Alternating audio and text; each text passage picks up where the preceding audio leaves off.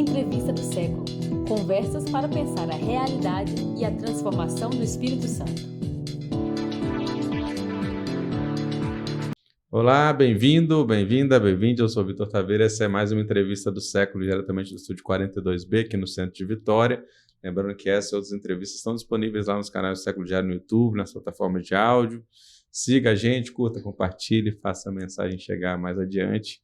Hoje temos como convidado um projeto social e cultural capixaba, que vem ganhando muito destaque aqui dentro e fora também, que é o Serenata de Favela. Estamos com convidadas aqui a Luciene Chagas, que é diretora do Instituto Serenata de Favela, a fotógrafa Ana Luzes, que é integrante do núcleo de fotografia do projeto, e JV Abreu, historiador, artista visual e colaborador também do projeto. Além disso, temos aqui Ana Pietra e Samira nos bastidores, nas filmagens aqui nas redes sociais, também são participantes. Bom, começar o papo para quem conhece, talvez não conheça a história, mas a gente já viu, né? Mas talvez não conheça mais fundo a história, e quem não conhece, então, menos ainda, né? Então, começar com a Luciene para contar um pouco como é que surgiu, né? Como é que foi a ideia. Eu sei que não surge do nada, né? São processos também, né? Para que chegasse até aqui. São quantos anos já? 14 anos agora, 14 em 2014. anos. E aí, 2014 é boa, 2024. Como é que foi assim, esse estalo que fez? Bora lá. Primeiro, funcionar? Agradecer a oportunidade de estar aqui, né? Que todas as vezes que a gente encontra mais pessoas para divulgar e para mostrar o que a gente está vivendo e chamar para fazer parte do corre, isso é privilégio para a gente, né? Então, agradecer a você, né, a sua equipe, pelo convite. Eu sou professora da rede, passo no concurso público em 2009 e começo, então, sou lotada numa escola exatamente dentro de uma favela. Eu já tive na infância e na minha adolescência algumas experiências, eu tenho familiares que moravam na periferia, né, que moram na periferia, mas, na verdade, o tempo foi passando, sabe, Vitor, e eu não tinha essas memórias. Foi tudo tão rápido, a escola, depois o casamento, a minha história de vida, que as memórias de favela que eu vivi ficaram pelo caminho. E aí eu vou e chego então nessa escola, que é o Mauro Braga.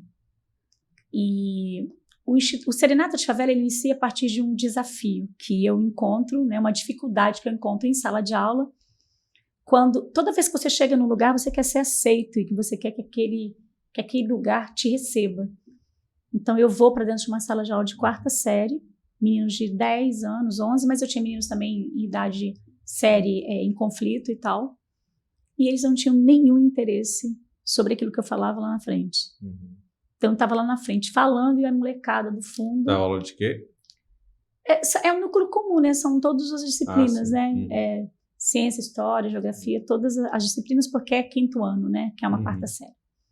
Mas sem nenhum interesse, nem encantamento. Né, na região ali do quadro, né? Do quadro, porque Vitória, a escola, ela recebe o quadro, a Chapada, o Cabral, a Vila Rubim, né? Porque ela está bem centralizada ali. Na região da Grande Santo Antônio. Ela faz parte ela faz parte da região. Só que aí eles cantarolavam muito no fundo. Funk pocava lá no fundo, né? E o funk que eles cantavam era o proibidão, né? Então, eu ouvia toda essa questão de violência, as histórias de violência cantada, a questão sexual, a questão do tráfico, né, que eles viviam, que eles assistiam, né? E fui para cá assim, caraca, agora o que vai ser feito? O que eu vou fazer para esse menino entender que aquilo que eu falava para ele era importante também? Isso, principalmente a galera do fundão, né? Exatamente, que puxava o bonde. Aí fui para casa, pedi para minha mãe um rádio emprestado.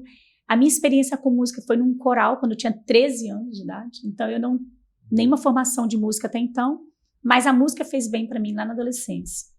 Pego então emprestado o rádio da minha mãe e levo para eles aquilo que eu gostava de ouvir, que é Legião Urbana. Então levo Renato Russo com Pais e Filhos, e a música então significa para eles também.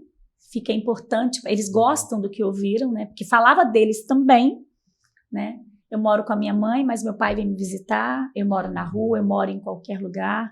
Eu já morei em tanta casa que eu nem me lembro mais. Então, eles ouviram. E aí eu, não mais tão ignorante, percebo que eles cantam e ouvem aquilo que tem significado para eles.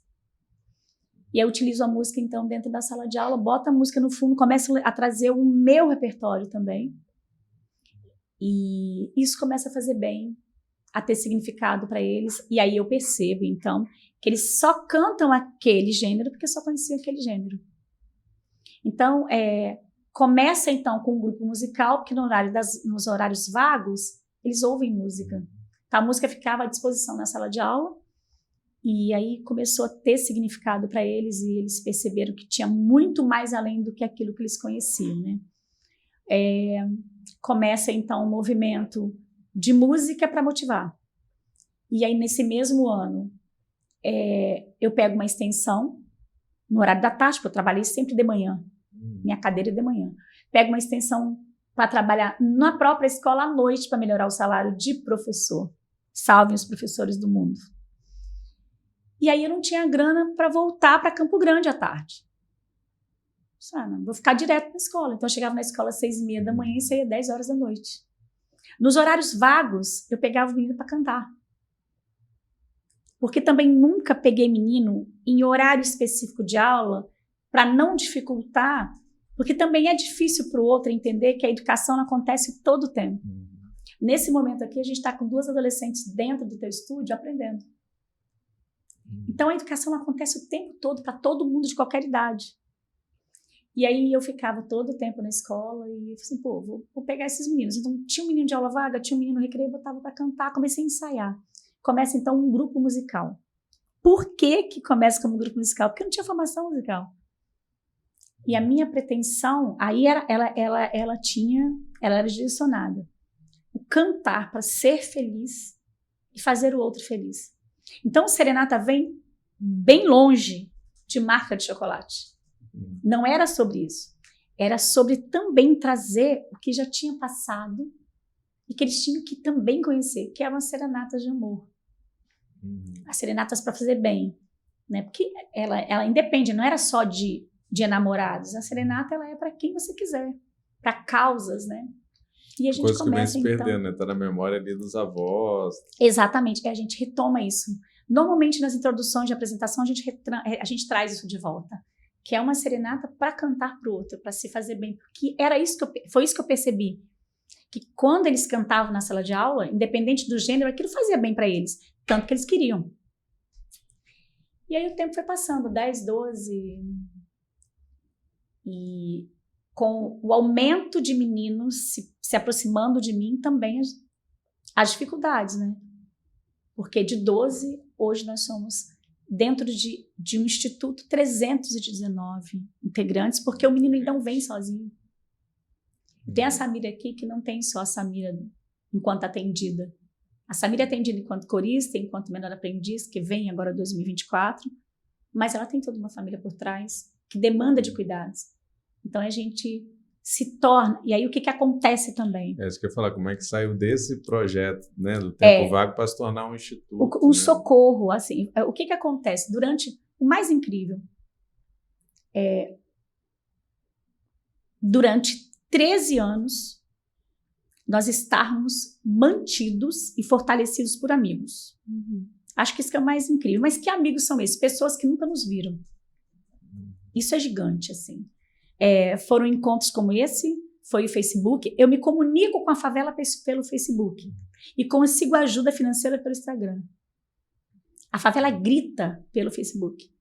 Então, se eu estou precisando de cestas básicas, que é para essa própria favela, essa favela grita no Facebook, faz crescer enquanto movimento de que está precisando, enquanto a comida, enquanto é ensaio.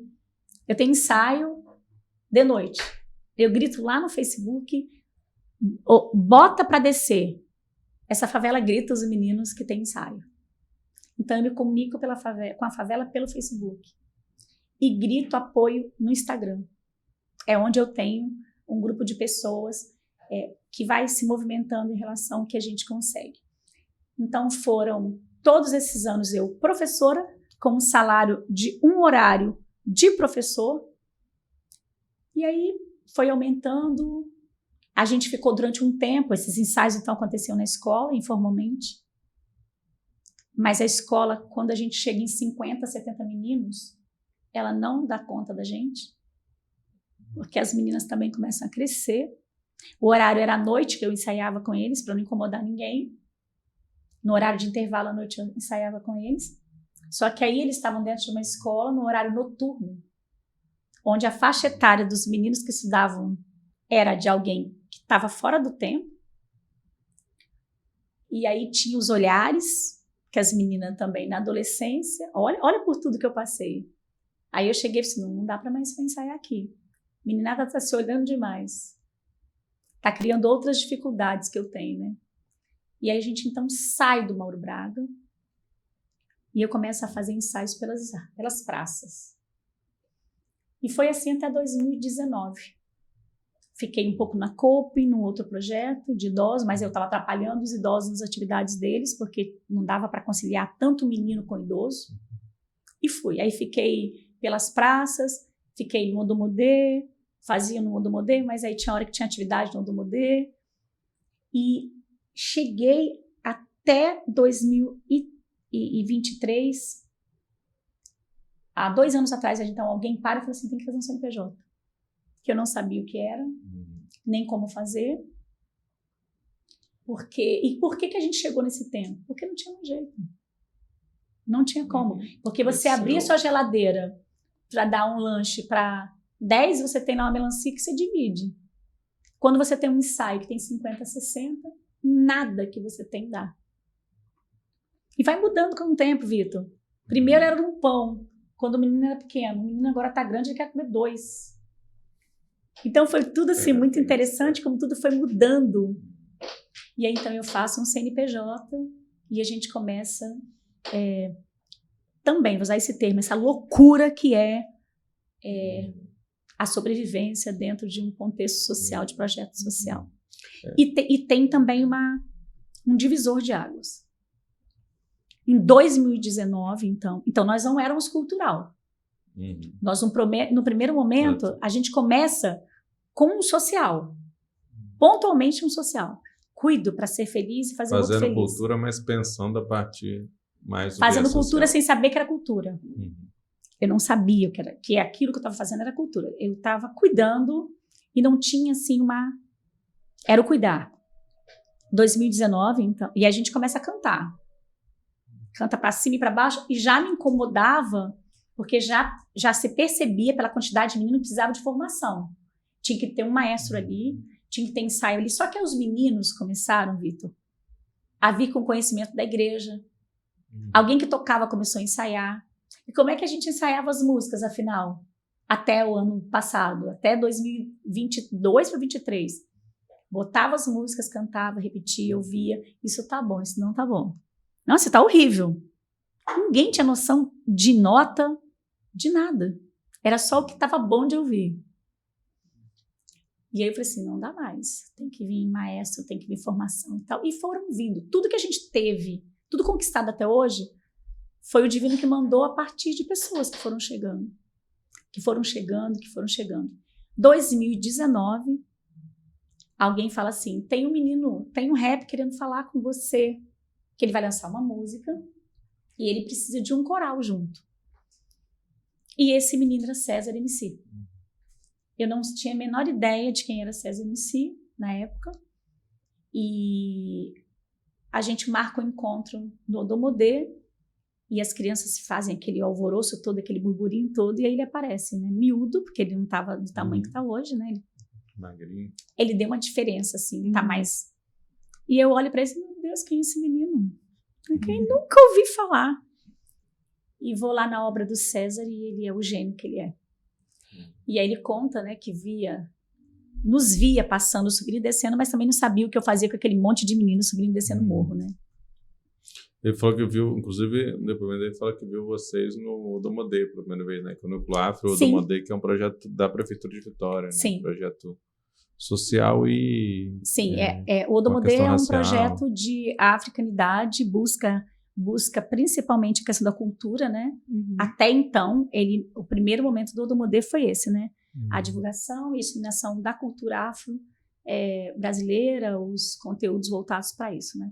Agora, pontualmente, não sei como é que tá, né? Mas tá acontecendo dentro do Morro do Quadro também. E aí, o encontro conosco foi lá. Aí eu levei os meninos para lá e não tinha a menor ideia que ia ser aquilo ali, que se tornou. Não sei nem com quantos milhões está hoje, 55? Eu acho que é assim. Estava 55 milhões, canção infantil. Quando eu converso com o César, ele fala para mim... uma coisa também que foi muito interessante, que aconteceu no dia, porque eu queria fazer aquilo com ele, sem saber quem ele era, mas os meninos ficaram muito empolgados dele estar ali, e os meninos também. As meninas ficaram, que lindo, menino miudinho, franzino. E os meninos ficaram muito emocionados com ele. Então eu falei assim, esse cara é muito bom, esse cara tem uma coisa muito importante com os meninos. Aí eu fui buscar quem era e descobri tudo. No primeiro dia que ele estava ali, então eu estava literalmente querendo vender o nosso peixe. Tipo assim, a gente vai conseguir fazer, mesmo que preocupado, porque nós não tínhamos formação musical. Olha, doideira. Então ele estava vendo uma coisa, mas como é que seria? E aí naquele primeiro dia, ele entra em contato com a Pineapple, com alguém da Pineapple, e eles mandam um pedaço da música. Alguma coisa da música, porque as crianças não iriam fazer, ia fazer só um pequeno som, não ia ter todo o movimento de menino que teve. E o videoclipe, né, que é os 55 milhões era o videoclipe. Exatamente. E a música é muito forte, o videoclipe traz um impacto maior. Traz um impacto maior. E a Serenata de Favela ele acaba se tornando... o tom emotivo ali.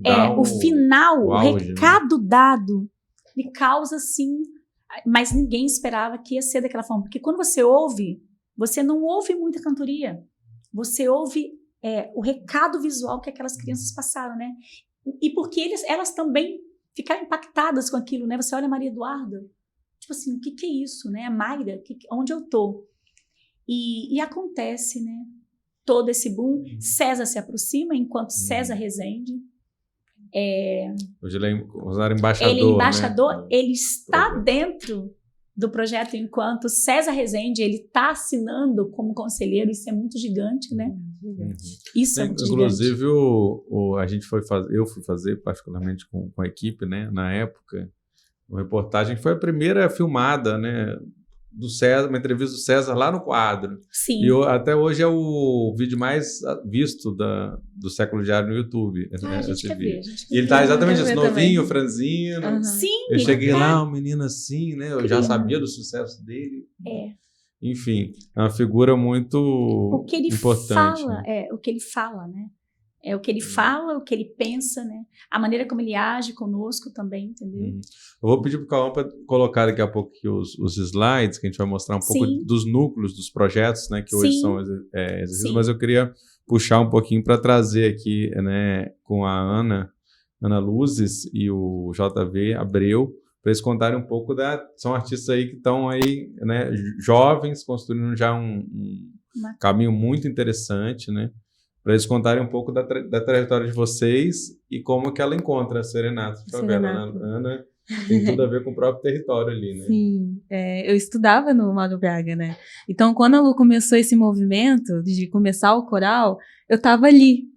E aí, assim, era muito doido que eu não conseguia entender exatamente como que era, porque era um projeto que até então era do turno da manhã e eu era do turno da tarde, né? Só que eu sempre vi e admirei meio que de longe. Só que quando acontece o clipe do César, em 2019, eu encontro eles, mas não diretamente no backstage. Quem tava cortando pão lá para as crianças comer, fui eu. Muito bem, estou sabendo disso agora, não, muito bem. E aí, tipo assim, até aparece meu nome no final do clipe ali. Muito bem, vamos olhar. E aí eu tava na equipe de apoio, assim, eu falei, caraca, a galera do Morro tá se movimentando mesmo, o César tá fazendo acontecer e tal. E aquela admiração, ela só cresce e continua, né? Quando chega 2020, tem aquele impacto da pandemia que a gente viveu, que foi o impacto que a favela viveu junto. E começa esse corre. A Lu gritando por cesta básica, acabou que ela gritou no Facebook, no Instagram, em todos os meios que ela precisava, ela gritava, porque não estava dando conta mais de tantas pessoas que estavam precisando comer, e que estavam precisando correr atrás para conseguir alguma coisa, e etc. Porque o que acontece? A pandemia de fato, ela veio para matar principalmente a favela. Justamente porque ou você saía de casa para você conseguir o seu pão, ou você ficava em casa e ficava sem comida. Você morria de fome ou você morria do vírus. E aí a Lu vai com essa solução da cesta básica e daquele movimento que a favela precisava, assim, né? E aí eu vi isso... Aconteceu quase que assim, em vários territórios, em paralelo, sem se conversarem, né? Sim. A necessidade fez com que as pessoas... E esses grupos já organizados são fundamentais para esse processo, para tentar pelo menos amenizar esse impacto. E o Serenata de Favela não é de assistencialismo, né? Mas se torna quando precisa. Quando já passou, tipo assim, não é mais... É uma coisa mais necessária, sabe? Aí a Lu começa a gritar e ir além... Porque não é a área do assistencialismo, mas ela vai lá e fala, beleza, a gente tá aqui, a gente precisa alimentar nossos meninos.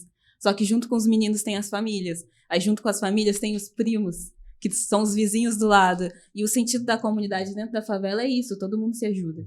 Todo mundo tá ali junto. E eu vendo esse movimento, eu falei, cara, de que forma que eu posso ajudar a estar junto ali com a Lu, né? E a gente, eu não sei, você tem que contar seu ponto de vista também, de como que foi esse encontro. Mas a gente nunca se conseguia se falar uma com a outra. Vitor, nos bastidores. Ela falou, a gente não muitas conseguia. tentativas, nunca dava certo. Nunca dava certo. Só que eu tava tentando me encontrar no mundo também, porque a pandemia ela foi um divisor de águas pra mim, que eu falei, caraca, a Você fotografia... tinha quantos anos quando começou a pandemia? 19.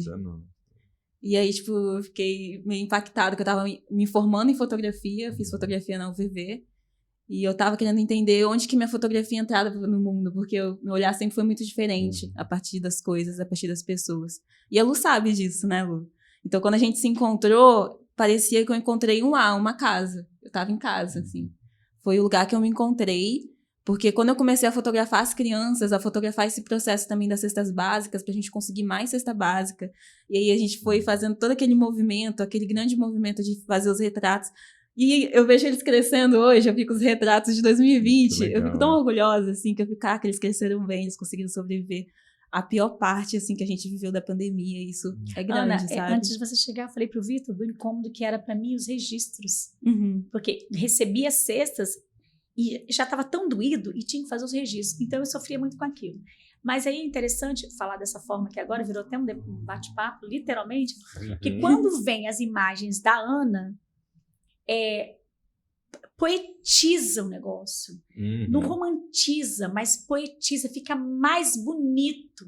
Por mais difícil que estivesse aquela fome ela é registrada de uma maneira diferente, ela vem ponderada, ela vem como força, com coragem. Então aquelas pessoas nas imagens, elas passam a ter coragem de estar ali para buscar aquele alimento, né?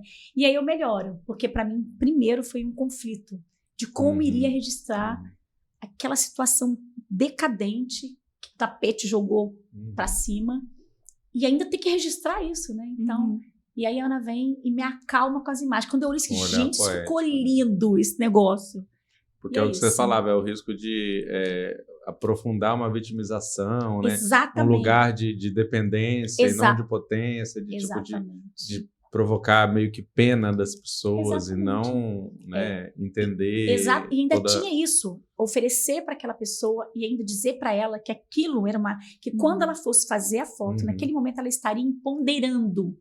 Como que era difícil de eu entender que ainda ter isso a fazer com aquela pessoa que estava ali, humilhada, para pegar comida. Exatamente. E a gente conseguiu fazer isso de uma forma linda, né? Então é gigante. Eu acho que a fotografia dentro do Serenata de Favela, ele teve esse processo de ser uma imagem que cura, né?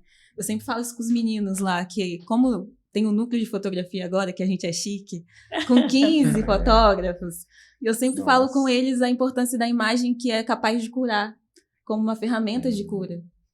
Porque é aquela imagem que ela denuncia, mas aí quando você olha ela, você se sente curado, porque você fala, caraca, tá falando sobre uma dificuldade, mas ao mesmo tempo tá falando de como isso pode mudar, de certa forma, a perspectiva que estão vendo a gente.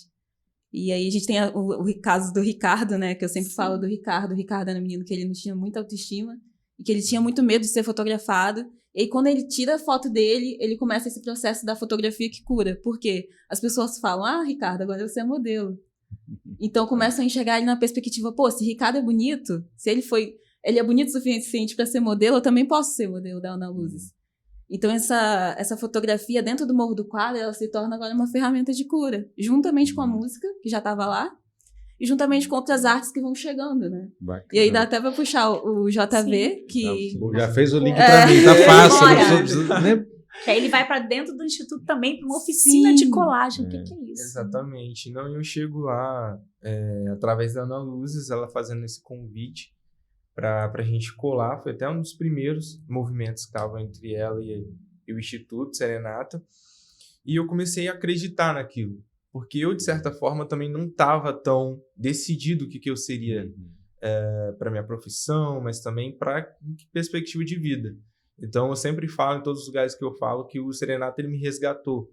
Ele foi um ponto de demonstrar carinho, sabe? Afeto e receptividade.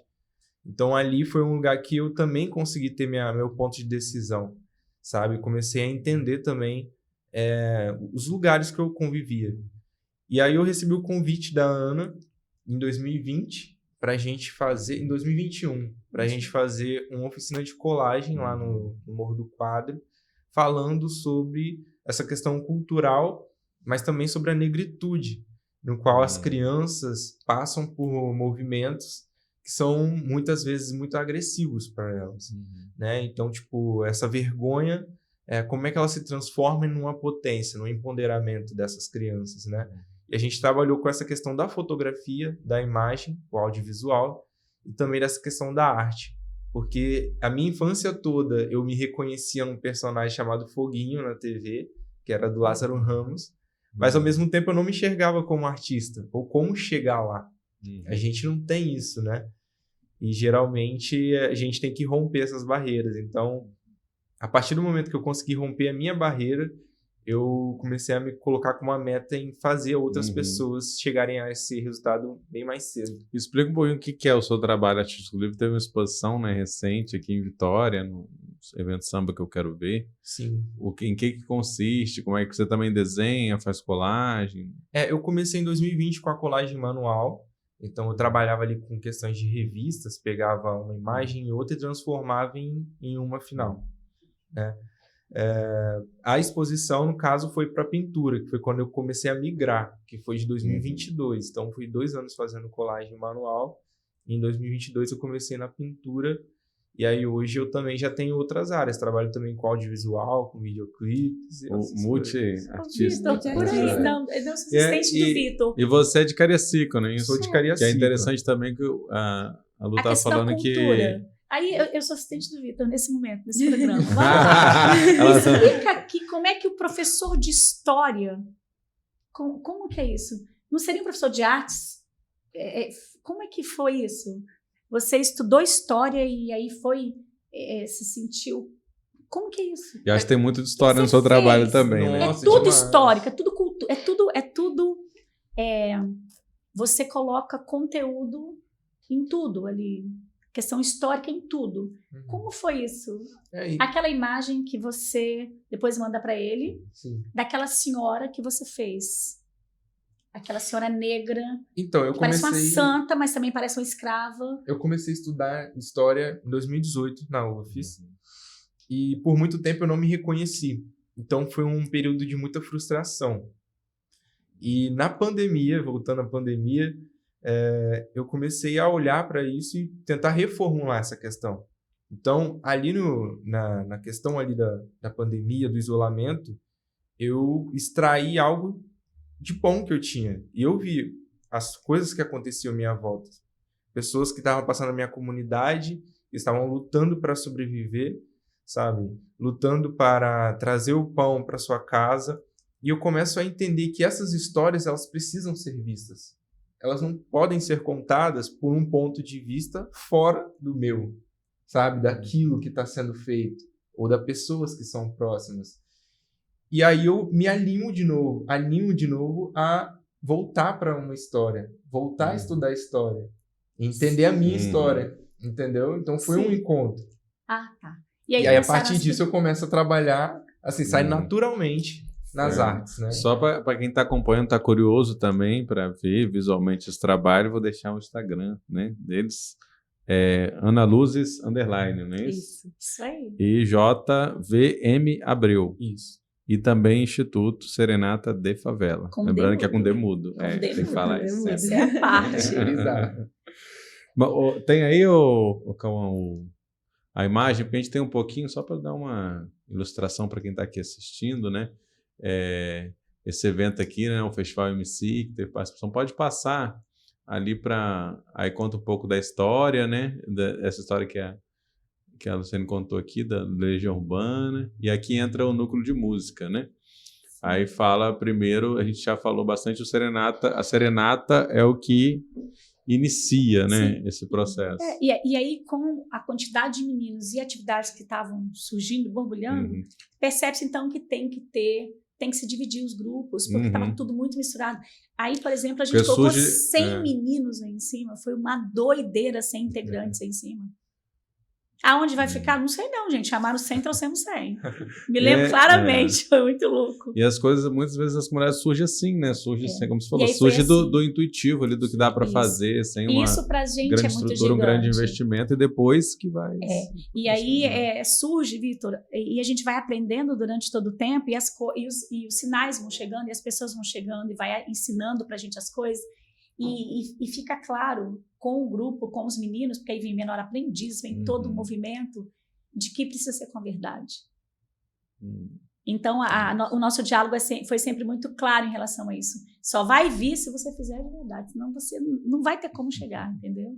Então, é uma luta muito grande, porque a gente está dentro de um movimento, a gente tem todo o acesso dentro da favela, a gente sobe e desce as vielas o tempo todo para registros.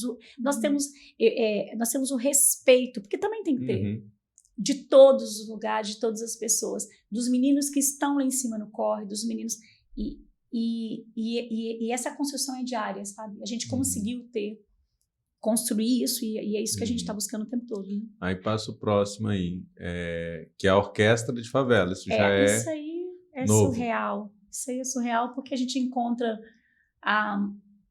Antes da pandemia, a gente encontrou Jesus Gavidia, que é um maestro venezuelano, e ele falou assim, a gente vai fazer uma orquestra lá no alto.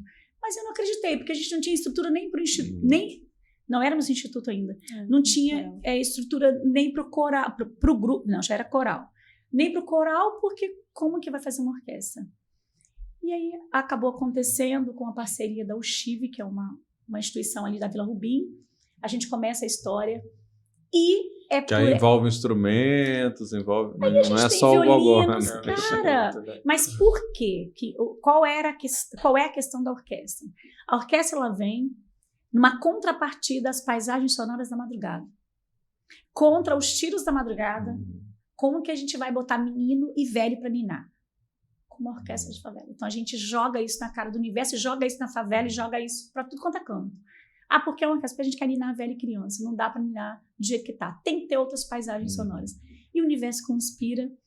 E aí, meu querido, em 2023, o nosso maestro faz a Rouanet e o Banestes embarca com a gente nessa história. Depois de 13 anos, 14 anos, a gente tem uma orquestra de favela patrocinada pelo Banco do Estado do Espírito Santo. E foi muito forte a nossa relação com o Banestes, porque na gravação de canção infantil, fizemos primeiro o clipe, depois, em seguida, o Banestes leva a gente pro duelo de MCs, em BH. Só que o banco é aqui. O banco não é em BH. De sentido nenhum de contrapartida, o que ia ser feito? Então, César entra em acordo com o Banestes, dá umas oficinas nas escolas daqui, e eles bancam a gente para BH. Quando a gente volta, eles também combinam com o César, a gente faz a propaganda de 2019, de 19 para 20. A gente faz uma propaganda e tal. Nessa gravação dessa propaganda, grava de manhã no morro, grava de tarde. Quando vai gravar à noite, 7 da noite, se montou um tablado, a On Filmes e tal, fez um tablado na Praça da Chapada. Só que na hora das últimas cenas, os moleques passam no corre dando tiro. E aí a produção juntou os moleques pequenos, botou por trás do tablado, e os grandes, meu querido, ficaram de pé esperando o corre passar. Só me lembro de Júlia Feu, que eu nunca vou esquecer, que Ela chorou, ficou ali em pé, e todo mundo calma, calma, calma. E eles ficaram ali esperando. E aí você assiste a propaganda sem saber que toda a finalização aquela alegria, aquela gritaria foi pós-tiros. No dia seguinte, o Banesh me liga e pergunta: estamos sabendo, correu igual lenda. Estamos sabendo o que aconteceu, o que você precisa? Aí eu falo, preciso de uma casa. E aí a gente não procura longe da mãe, a gente precisava de uma casa no quadro. E aí no quadro acontece a locação, e aí esses anos todos, de 2019 até 23, eu tinha um gerente que dizia assim, eu ia lá e falava assim, eu vou pedir ajuda, não tem como. Se não tiver um projeto, não tem como passar. E ele falava isso para mim, não tem como, tem que fazer, tem que fazer. E aí o Jesus Gavidia vem, faz pela Rouanet, e o projeto é aprovado, e aí eu volto no Banestes, tantos anos depois, e ele fala assim, senta aqui que agora vai. E eles cumpriram com que...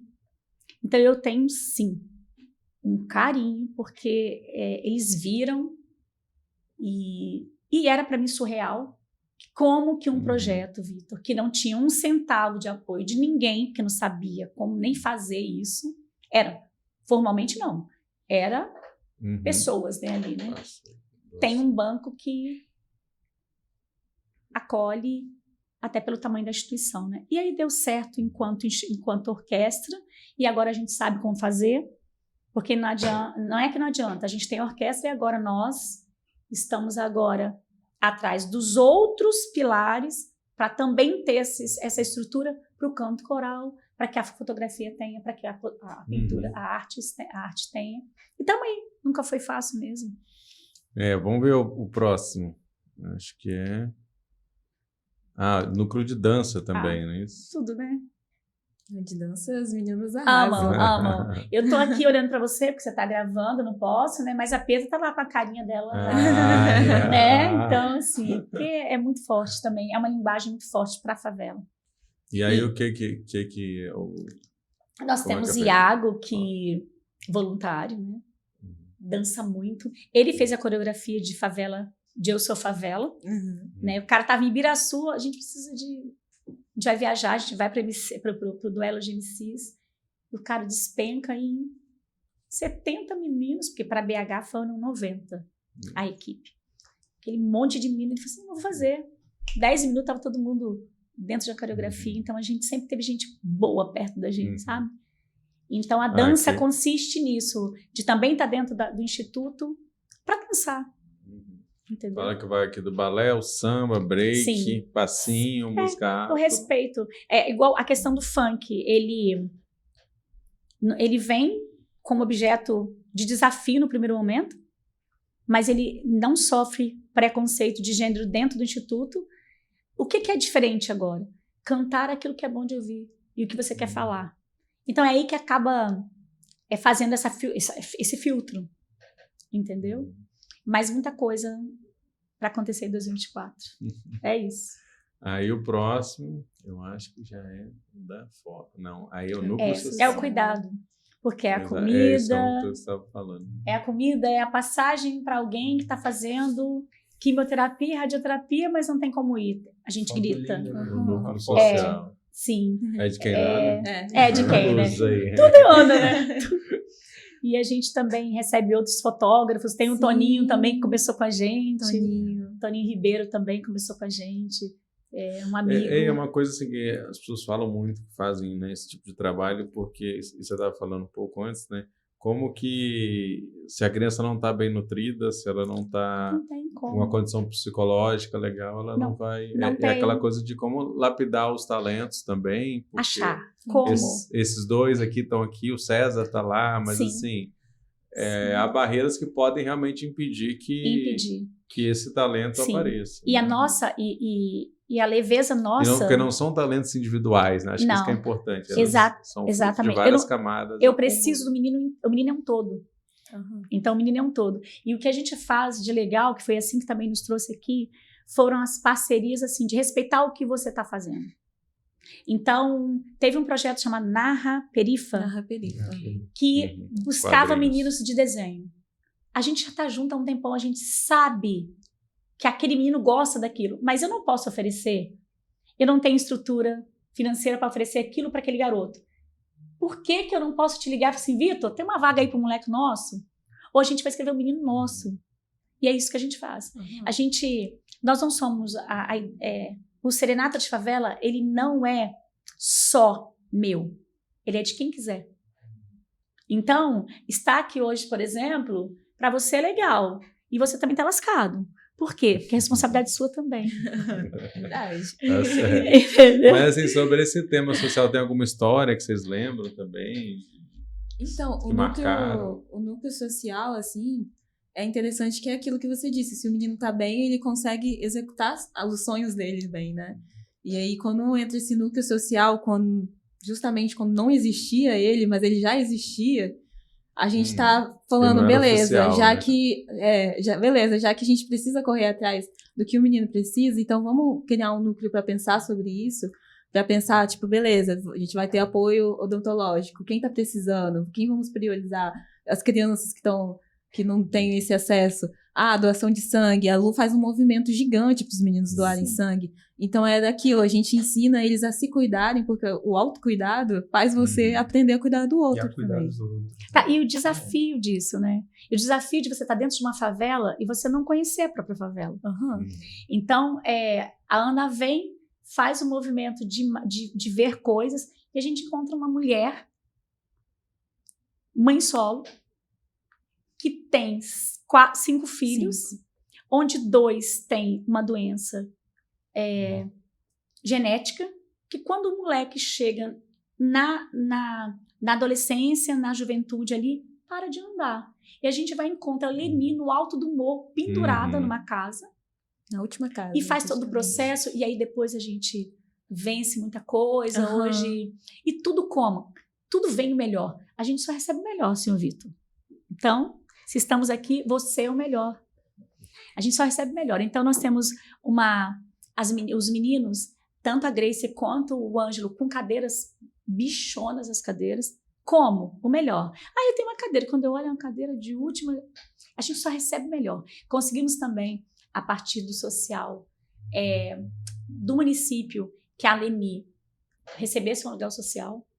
Mas durante os primeiros meses, quando a gente desceu, que a casa condenada, aquela casa, se rui, como é que vai fazer com 2 cadeirantes? Nossa. A gente passou aperto, porque a gente desceu para pagar aluguel. E aí, como é que pagava aluguel? Fazia pizza. Ana, tá faltando a parte do aluguel. Ana, pede alguém. E a gente juntava para pagar o aluguel da Leni todos os meses, até vir um apoio. E aí chegou, né? Ela está agora até num processo de compra de algum lugar. E o interessante da Leni, que foi, a gente fez uma matéria fotográfica sobre ela, foi até pro Mídia Ninja, né?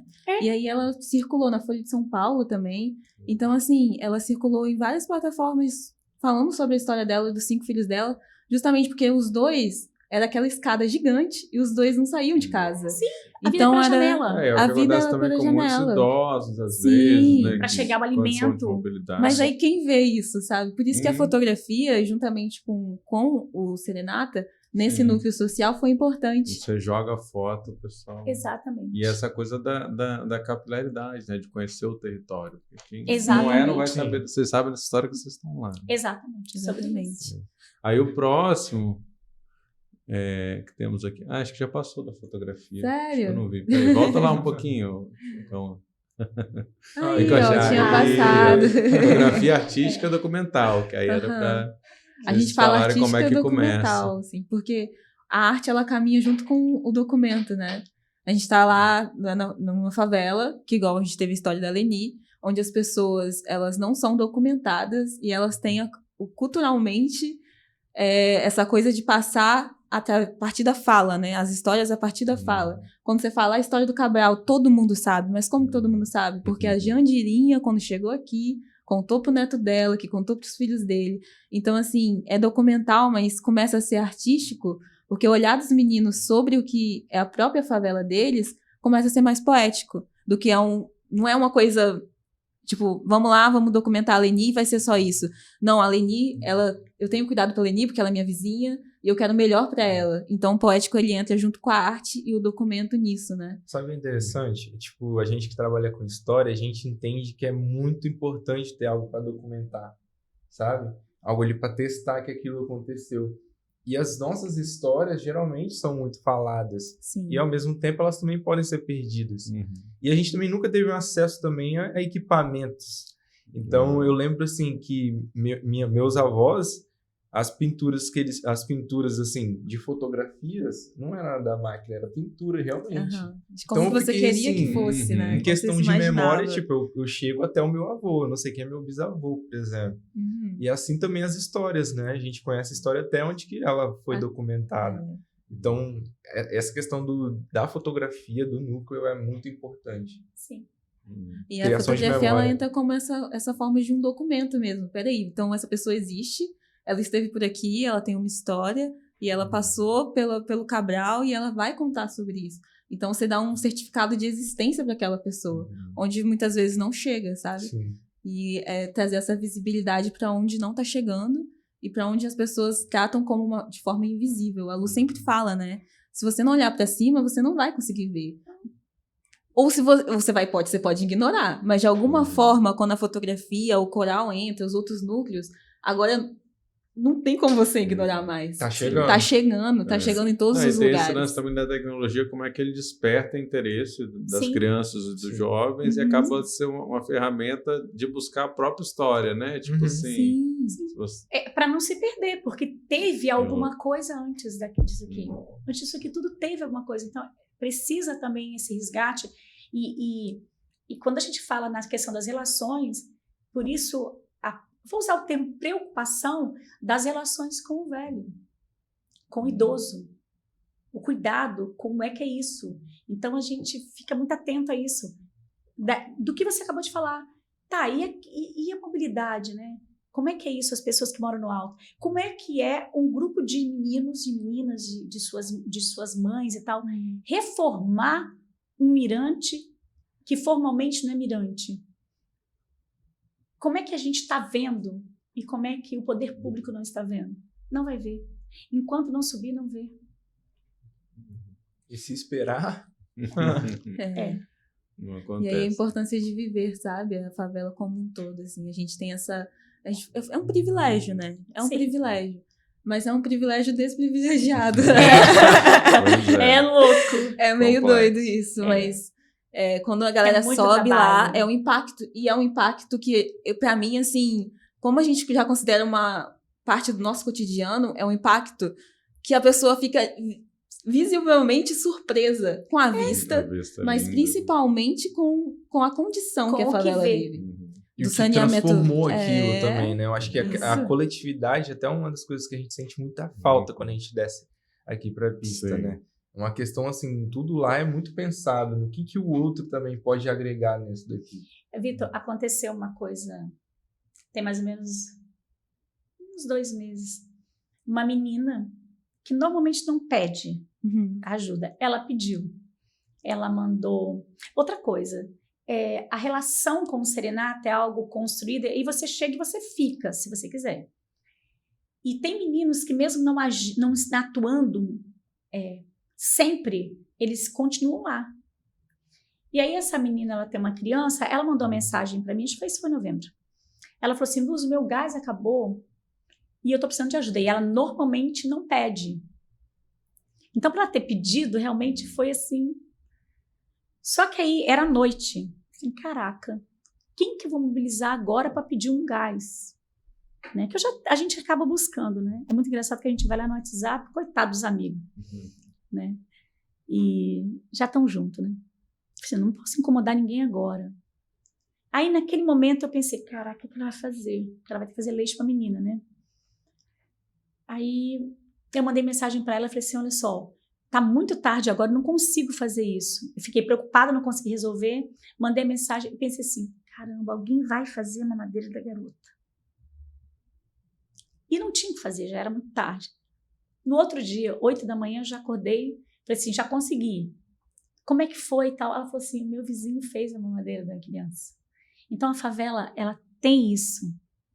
A busca, assim, o perigo é o outro não ter do lado e o outro também não ter, mas ela vai chegar em alguém que não vai deixar aquela criança passar a noite sem alimento, né? Isso é gigante também. E o ponto é que não dá pra ser sempre assim, sabe? Por mais que Exato. a gente viva em uma É um relação valor positivo, mas É. é um valor positivo baseado numa situação negativa. Sim.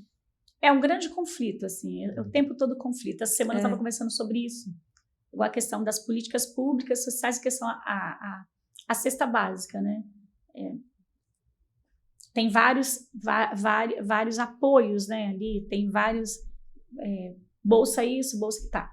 Mas, por exemplo, sinaliza-se uma cesta básica para tal família. Tô falando no geralzão. Só que aquela família tem 10, né? E aí aquela cesta básica não vai dar conta. Então, assim, e por que isso acontece? Tem que ver. Se for só em cima de planilha, vai sempre. e se torna só um número. Tá, né? em contrapartida também, se preocupar para que aquilo não fortaleça a pirâmide. Porque daqui a pouco eu estou ouvindo menino na escola, adolescente, dizer, vou ficar com salário. Com salário mínimo. Vai estar bom. Por quê? Porque a mãe, por algum motivo, ou alguém daqui, daqui a pouco não. Se não tiver uma perspectiva de trabalho, de futuro, para a cabeça do menino e para ele se encorajar, é só enrijecimento e fortalecimento da pirâmide lá embaixo. Isso me preocupa muito. Eu vou passar aqui mais umas imagens, só já terminando, né, brevemente, de alguns eventos, né? As principais produções. Isso é o batismo, tá? Você está convidado, todo mundo, as pessoas nos ligam e falam assim, fazer um documentário, tá bom, tem que vir aqui. Mas isso aqui não, mas a gente tem que vir aqui primeiro. Tem que ver a gente, tem que saber quem somos. Aí a gente sobe com o ser humano, com a pessoa, para ver, gente, como é que ele vai falar da gente, como é que ele quer contar, não sei, como é que eu vou contar a minha história para você, se você nem veio ver onde eu moro. E a gente sobe E faz exatamente faz essas fotos. faz exatamente isso. A gente fala que é o batismo. O povo lá em cima. Aí já era, você começa a ser 320, depois 321, vai entrando gente, os integrantes. A gente nem atualizou, é melhor não atualizar. Documentário do próprio festival, né? Do Tem, MC, tem um da sim. Faesa, que eu vi, né? Faesa tá bonito. Teve um que ficou muito bom. De quem foi, gente? Agora, que feio isso, hein? Corta essa parte. Não foi não. Da oficina de audiovisual. Mas passa aí que você vai lembrar. Nós vamos achar. Tem um dos eventos. Ai, Aí a isso canção aí infantil, canção tá infantil. desatualizado, né? Agora são 55 milhões. Foi atualizado. Nem sei se já não é mais, mas é isso né? aí. E matéria no Globo e tudo mais, Tudo sabe? quanto é Repercutiu muito. No mundo tem 85 milhões de streams. Que louco. Aí o duelo de MC, vocês já citaram, né, em Belo que Horizonte. O nós César, fomos pra inclusive, foi lá. campeão do duelo de MC. Foi em né? 2017, aí foi. 2017. E aí, quando ele é convidado em 19, eles queriam ele como artista para abrir. Aí ele falou, eu vou, se for ou for. Pô, galera, E a gente caiu dentro. Tem um aí. pessoalzinho que eu queria Pessoalzinho. A galera, uns amigos aqui. Foi. 100 crianças. 90 pessoas. Muito massa. Top. E dá uma força no show também. Muito Foi, legal. Eu Sou Favela O clipe também. Eu Sou Favela, o César MC, o Gigante. Becamac e o Que MC Cabelinho.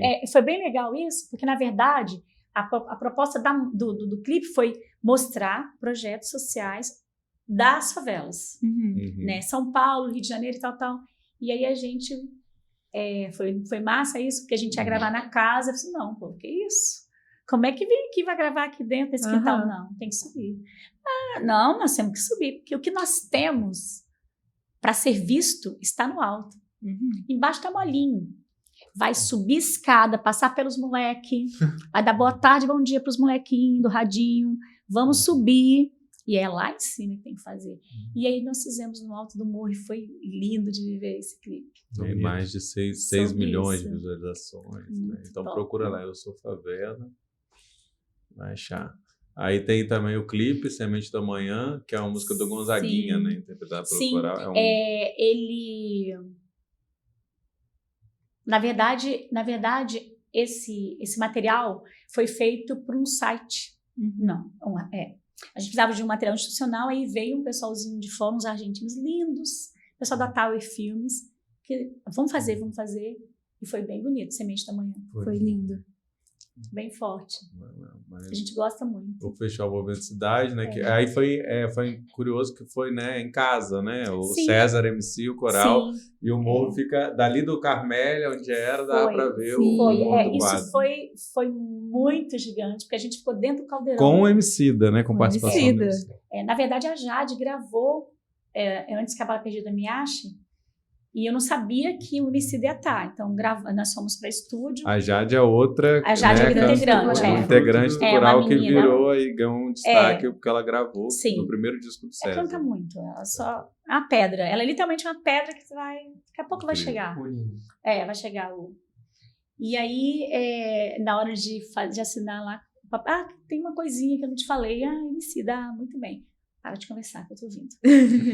E aí era Emicida e aconteceu lá o nosso encontro. O César tem muita admiração com ele, Muita né? Gosta admiração. muito. Emicida E até foi tirou uma gigante. foto da nossa favela, você sabia? Foi, Ele- aham. Ele tirou uma fotografia no pinhole da Chapada. Olha aí. Bem gigante mesmo, sabe? Isso aí foi incrível também. E aí, para esse evento, nós trouxemos meninos de um monte de lugar. Então veio vegano de Terra Vermelha, pessoalzinho. Nós temos integrantes de Nova Carapina, meninas que estão. Porque às vezes existe a necessidade de mudar de lugar. Não é justo que ele perca o vínculo. Não é necessário isso. Então é um projeto, é uma casa aberta. Tem que estar indo. Só Do precisa morro fazer de do quadro verdade. pro mundo. como Do diz mundo. o Só César, né? precisa fazer de verdade. Entendeu? Aí ter tem pouca mais, preguiça. Preguiça é aí muito teve tenso. depois o Feijão MC de São Favela, que aí Sim. foi mais em casa ainda, né? Foi na pracinha de Ali, casa. na Foi pracinha na de Santa pracinha, Teresa. porque aí nós fomos fazer o aniversário, nós tivemos o privilégio de estar dentro de um edital com o Movimento Cidade, e aí o que nós quisemos fazer? Um momento dentro do lugar. E aí vieram os meninos também do lugar. Em todas as favelas está assim, borbulhando, explodindo de artistas. Poesia, cantoria, dança, tá explodindo, eles estão assim, tá proliferado. É muita gente. E aí a gente chamou quem estava aqui dentro. Na verdade, eles cobraram, né? A gente tinha fechado uma agenda e aí os meninos, e a gente? Toma. Assim, peraí, vamos lá então. E a gente juntou com os meninos e botou os meninos para cantar e eles arrasaram com a cantoria. E a gente já tem alguma coisa para 24, a gente quer fazer alguma coisa de novo, mas dentro dessa visão, de que pode vir de toda a favela, de qualquer lugar. E exatamente para isso, desmistificar essa coisa da violência das relações das favelas.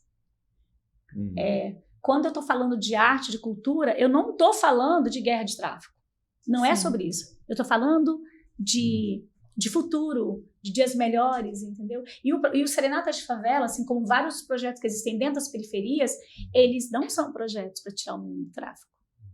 Eles são projetos para que os meninos não vejam o tráfico como perspectiva. Então, essa é a proposta. É isso, teve também a apresentação aqui no Centro de Vitória, né, no Natal Sim, do Sebrae, foi foi forte. muito emocionante ali, né? Foi Foi lindo. gigante aquilo. Nós não tínhamos vivido. A Na gente já Praça conhece. Costa Pereira, né? Já conhece o pessoal da Pixlux, que fez a questão das mapeada, projeções e tal. Que tem o Ryan, que também está com a gente, né? Ele está dentro da Pixlux, mas está sempre com a gente. É um moleque que gosta muito de audiovisual e tal. É uma graça, o menino. E é interessante sobre isso. É exatamente o que eu te falo. Os meninos vêm, depois vem o... Então, o Ryan vem sem a gente saber que ele estava exatamente mergulhado dentro da Pixlux. E ele estava. Então, as relações sempre vêm para somar, né? E foi bem forte ali no Sebrae e me surpreendeu o público. A partir desse movimento todo de cultura, que eu percebo, estou falando Luciene, o público capixaba vendo cultura, se alimentando de cultura, buscando cultura. Eu vejo que realmente, a partir desse boom de editais, de movimento, só que ainda é novo. Eu percebo ainda é novo. Eu percebo que você tem que, entre aspas, dizer, meu amigo, você não pode perder isso. E é gratuito. Então não E é daqui, é feito e é aqui. daqui. E é muito bom. Então, né? ainda está precisando, eu vejo os artistas ainda na labuta de criar ou de fazer o público ir até ali e não perder aquilo. Você não pode perder isso. Né? E a gente agora está dentro desse processo aí. Né? E aí a gente foi para o Sebrae, a gente é muito feliz, nós somos muito felizes de sermos, sim, cuidados pelas redes de mídias de Vitória. O respeito alcançado com as TVs, com a Tribuna, com a Globo, com a TVE, com a Band, com todos os segmentos. A gente tem eu tenho muito respeito por esses grupos e também somos respeitados também. Então, a gente tem uma porta aberta, isso é muito importante, porque, por exemplo, em 2024, a gente tem que ter todas as portas escancaradas. A gente já está estourando tempo. Fala só pra gente o que vem em 2024, tem alguma novidade? Socorro. Ixi, tem muita coisa. 2024, socorro. Nós entendemos que sim, vai acontecer esse ano muita coisa, no sentido de que quando a gente está no rabo do cometa do Banestes, tem um monte de gente querendo grudar junto. É simples assim. E a gente está muito feliz de também ter essa credibilidade, porque um projeto aprovado é um projeto de credibilidade. A gente não tinha também, Vitor, a gente entende isso, né? Então, de cara, a gente tem exposições gigantes de Ana Luzes, exposições gigantes de João, já está começando, né? E aí, com a Hub, está acontecendo a exposição, já aconteceu a exposição do João, que foi um sucesso. No dia 18 de janeiro, teve a exposição do João, e um sucesso absoluto, assim como as exposições de Ana Luzes aconteceram em 23 e vem agora para 24. Nós temos toda uma preparação da orquestra para estar indo para o Uruguai em julho. Isso é gigante. E a gente vai voltar aqui para contar. Tem evento em novembro em São Paulo, tem em Rio de Janeiro. E se tiver algum que você queira convidar também, a gente já aceita. Tem e é sobre Espírito isso. Santo, muito Espírito Santo também. Tem muito Espírito talvez. Santo, principalmente. Tem muita favela, os movimentos dentro da favela e principalmente a educação, que é o que está regendo a gente para mudar tudo embaixo do pé da gente. Muito bom. E aí fica o convite para o pessoal seguir as redes, né? Saber mais do Instituto Serenata de Favela, Demudo. Também Ana Luzes e JV Abreu. Procurem, sigam. E principalmente seguir e subir a favela. Seguir e subir. Esse é o convite principal. Tá feito, convite. Muito obrigado, Luciane Chagas, Ana Luzes, JM Abreu. Essa foi a entrevista do século, produção e locução minha, Vitor Taveira. Apoio técnico do Cauã Elmer. Então, lembro para vocês, né, quem gostou aí, compartilhar com seus familiares, amigos, fazer a mensagem chegar mais longe, né, da nossa imprensa independente, que é o Século Diário. E lembro também que toda semana, né, todo dia, na verdade, tem uma equipe de jornalistas nossas trazendo notícias sobre o Espírito Santo, né, de uma perspectiva crítica, diferenciada. Você pode entrar lá no seculodiario.com.br, que sempre tem novidades. Beleza? Obrigado pela presença, pela conversa e muito sucesso aí nesse ano. Tá Felicidade para nós. Entrevista do século. Conversas para pensar a realidade e a transformação do Espírito Santo.